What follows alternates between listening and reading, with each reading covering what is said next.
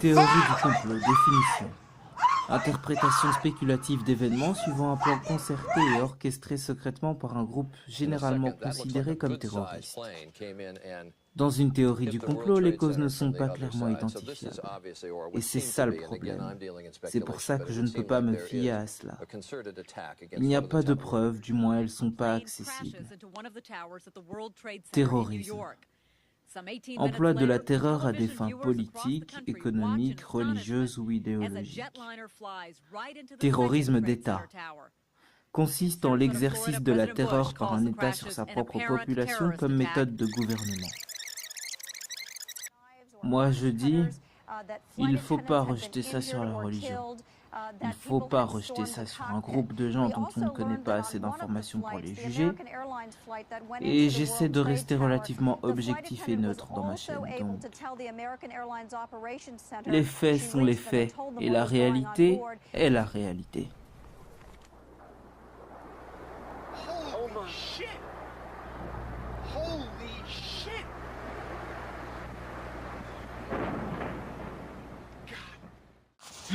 Salut les gars, bonjour à tous. Alors aujourd'hui on va parler des attentats du 11 septembre. Et je vais lier ça avec les univers parallèles. Alors il est possible qu'il y ait un univers dans lequel les attentats du 11 septembre n'ont pas eu lieu. C'est ça ma théorie. Un univers, un monde si vous préférez, dans lequel les attentats du 11 septembre n'ont pas eu lieu. Alors, comment me direz-vous? Sachez qu'avant de faire cette vidéo, j'ai regardé plusieurs vidéos. Bien sûr, par rapport aux univers parallèles et tout. Et il y a plusieurs choses qui sont ressorties là-dedans. Les dés, le principe d'incertitude, la mécanique quantique, la superposition des atomes, voilà. Enfin, c'est pas vraiment des atomes, plutôt des électrons quantiques, voilà. Et bien sûr, il y a d'autres facteurs.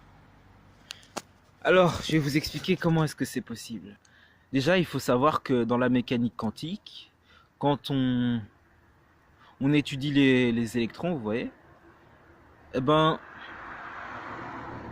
au début, genre, quand on étudie les atomes, c'est normal, genre, c'est une grosse masse atomique comme ça qui reste au même endroit et tout, genre, il se passe rien de bien méchant, tout est normal. Et puis après les choses deviennent un peu plus compliquées, on va dire, un peu plus bizarres. Alors quand on zoome, on va dire ça, quand on s'approche du monde de l'infiniment petit et qu'il y a les électrons du coup, et ben en fait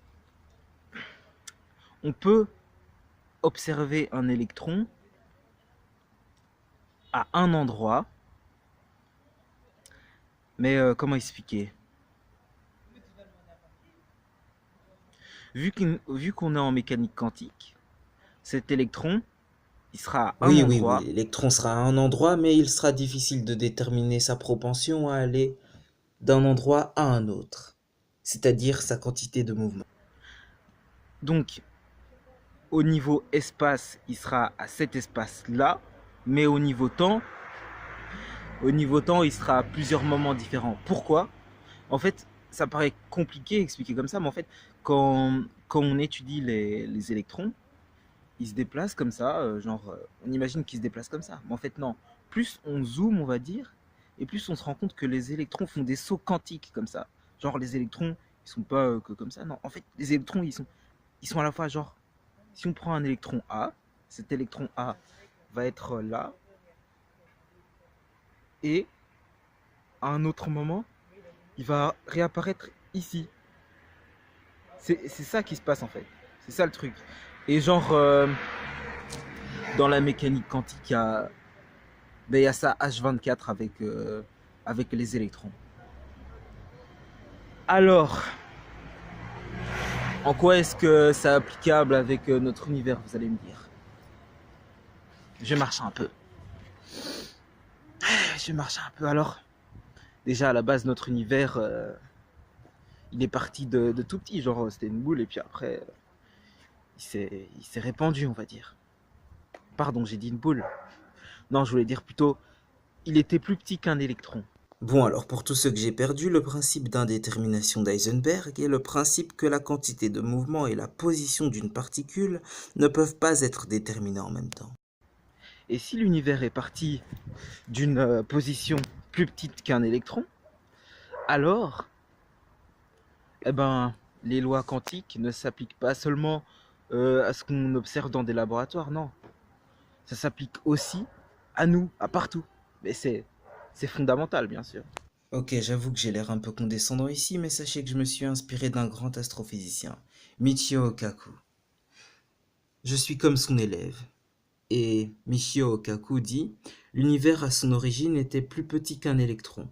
Si c'est le cas, et si les électrons se trouvent dans des endroits différents, au même moment, dans des états parallèles, alors l'univers existe aussi dans des états parallèles.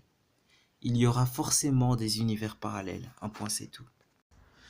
Donc, par rapport aux attentats du 11 septembre, je vais bien vous montrer dans quelle mesure est-ce que c'est cohérent et plausible qu'il puisse y avoir un univers dans lequel les attentats du 11 septembre ne sont pas passés. Enfin, ouais, c'est ça, ne se sont pas passés. Alors, j'ai déjà dit le premier point avec un peu la mécanique quantique, j'oubliais. Donc, voilà, il y avait ça. Il y a le principe d'incertitude, voilà. Alors, parlons un peu du principe d'incertitude. Le principe d'incertitude dit que si genre on lance une paire de dés comme ça sur la table, eh ben bien sûr on sait pas sur quelle face ça va tomber. Genre, mais avec les dés c'est un peu plus compliqué. Mais bon, on va prendre cet exemple. Genre, si je lance un objet comme ça, je sais pas précisément comment il va tomber. Enfin, si, mais il y a plusieurs facteurs qui interviennent. En effet, ici, je peux vous dire que ce sont les facteurs de l'échelle macroscopique qui interviennent. Et genre, c'est pour ça que c'est ultra bizarre, parce que dans le monde microscopique des électrons subatomiques, dans le cas de la bouteille que tu lances, c'était juste pour illustrer ça en exemple, mais dans le cas de cette bouteille que j'ai lancée, si tu arrêtes la trajectoire en mi-course, eh ben, tu sais prédire exactement, enfin à peu près exactement où est-ce que ça va atterrir. Mais non, pas dans le cas de la mécanique quantique. En effet, si tu connais la position, eh bien, tu ne sais pas prédire s'il va aller à gauche, à droite, devant, derrière. Et justement, c'est pour ça que les scientifiques s'en réfèrent aux probabilités. Et justement, c'est comme dans la vie de tous les jours. Je sais pas si ça c'est un bon exemple, mais genre si là je décide de tourner à droite à la place de tourner à gauche et de ça de manière totalement hasardeuse, et ben l'univers se divise en deux, on va dire. Pourquoi? Parce que selon le principe d'incertitude qui est lié aux probabilités, il y a une probabilité que je tourne à droite et genre la probabilité est de 50%, on va dire. Et l'autre probabilité, c'est que j'ai tourné à gauche là maintenant. Et les électrons, en fait, ils font. En gros, ils font pareil. Et les gars, j'ai aussi une autre chose importante à vous dire, c'est ne sous-estimez pas votre imagination, parce que moi là, j'ai dû faire une vidéo sur les attentats du 11 septembre, et sur ce, j'ai théorisé sur les univers parallèles. Mais les univers parallèles, déjà, c'est un nouveau truc. C'est genre une théorie toute récente là, donc j'ai dû prendre plusieurs facteurs, 2, 3, 4, en l'occurrence, hein, mais en vrai, dans un univers, il y a plusieurs autres facteurs qui rentrent en compte. Et genre, si je comptabilisais tous les facteurs qui rentrent dans la mesure d'un univers, qu'ils soient parallèles ou pas, hein, entre nous, eh ben ça m'aurait pris des années, les gars, avant de faire la vidéo. Donc voilà, j'ai su faire ça notamment grâce à mon imagination. Rassembler les idées, je veux dire, tout ça.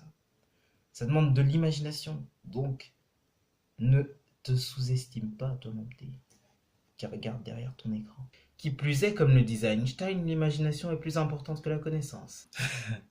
Et voilà les gars, ça y est, j'ai fini de faire ma vidéo sur les attentats du 11 septembre que j'ai liés avec les univers parallèles. Donc voilà, c'était en soi une théorie sur les univers parallèles. C'était relativement dur de faire cette vidéo sur les univers parallèles parce que j'ai dû lier un tas de vidéos, un tas d'informations qui venaient comme ça, comme ça, comme ça. Là, les gars, je vous dis pas comment ça a travaillé dans mon cerveau. En fait, je me suis rendu compte que tout tend vers l'existence des univers parallèles. C'est encore comme des révélations qui me viennent comme ça par rapport à des sujets d'astrophysique. Vraiment, ça partait dans tous les sens. Quelle arborescence. Abonnez-vous, partagez, commentez, déchaînez-vous. N'hésitez pas à me faire des remarques constructives. Si vous voulez me poser des questions, eh ben, je laisserai en description mon adresse email et mon adresse de contact sur Messenger, quoi, sur Facebook. Donc voilà. Si vous voulez prendre contact avec moi, même, vous pouvez utiliser ces deux adresses que je vais laisser en description, bien sûr. Oui, si vous voulez me conseiller sur une vidéo tel ou tel sujet, n'hésitez pas. Mais je vous préviens que là, je suis déjà sur 3, 4, 5 vidéos. Donc voilà, là, je suis en train de travailler sur 3, 4, 5 vidéos. Genre sur la fin du monde, l'espace-temps, la Terre plate, les trous noirs, des trucs comme ça, quoi. Merci d'avoir regardé en tout cas, et tous les liens sont dans la description.